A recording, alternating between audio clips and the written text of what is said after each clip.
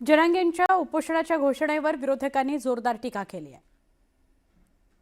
ज्याला आरक्षण पॉलिसी माहीत नाही, ज्याला सामाजिक दुजाभाव माहीत नाही, अशा माणसाकडून दर 2-4 महिन्याला आंदोलनं जाहीर होत असतात। तेव्हा अशी आंदोलनं करणाऱ्या मनोज जरांगेला आणि त्याला आंदोलन करायला लावणाऱ्या त्याच्या सल्लागारांना आणि त्याचे जे काही सगळे सहकारी आहेत, या सहकाऱ्यांना मनोज दादाला नोबेल प्राइज आणि त्याच्या कार्यकर्त्यांना 25,000 रुपयाचं मानधन या शासनाकडून मिळावं अशी मी महाराष्ट्राच्या मुख्यमंत्र्यांना विनंती करतो।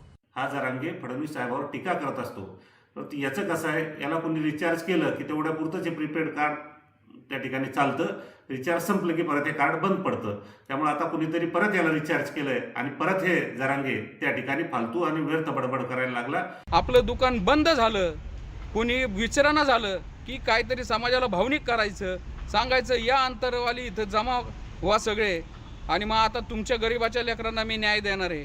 कुणाच्या तरी नावाने चकाट्या पिटायच्या, फडणवीसांच्या नावाने बोंब मारायची, ओबीसींच्या नावाने बोंब मारायची। ह्या जरांगेला माझं विचारणं आहे, ही जनगणनेमध्ये जातनिहाय जनगणना झाली पाहिजे का नाही झाली पाहिजे?